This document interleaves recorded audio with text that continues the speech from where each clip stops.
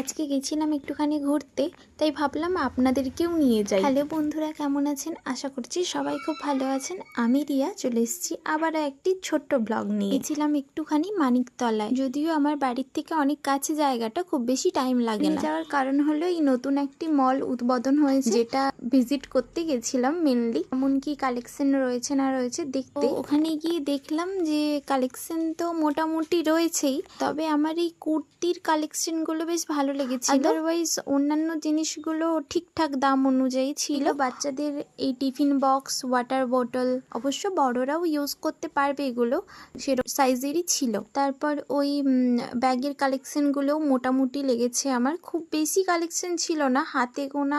আমি সেরকম কিছু দেখতে পেলাম না, ওটাই বুঝতে পারছি না। বাচ্চাদের এই পেন্সিল পাউচ গুলো খুব সুন্দর সুন্দর ছিল, এই টাইপের লেগেছিল আমার। ছেলেদের শার্ট, টি শার্ট, জিন্স এইসবের কালেকশন প্রচুর হিউজ ছিল, যেগুলো আমারও পার্সোনালি ভালো লেগেছিল।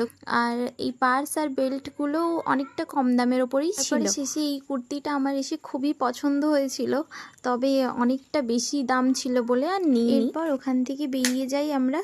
আমি আর বোন গেছিলাম দুজনে। গাছটা একবার দেখুন, কত সুন্দর লাগছে দেখতে, আর কত ফুল ফুটে আছে। এরপর চলে গেছিলাম একটু পুকুর পাড়ে, ওখানে সুইমিং করছিল বাচ্চাগুলো, দেখছিলাম। আর এই জায়গাটা ঘিরে আমার অনেক স্মৃতি রয়েছে। আর এই ব্লু মতো যে ঘরটা দেখলেন, ওটা তমলুক লাইব্রেরি।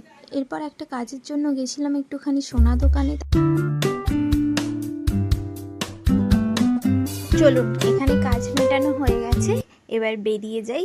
যাওয়ার পথে দেখলাম এই ফুচকা কাকুটা ফুচকা নিয়ে বসে। এখানের ফুচকা আমি আগেও খেয়েছি, যদিও পুদিনার জল করে, খুবই টেস্টি হয় খেতে, আমার তো খুব ভালো লাগে। আজকের ভিডিওটা এখানেই শেষ করছি। সবাই ভালো থাকবেন, দেখা হবে পরের কোনো ভিডিওতে। ভালো লাগলে একটি লাইক করে দেবেন। Thank you.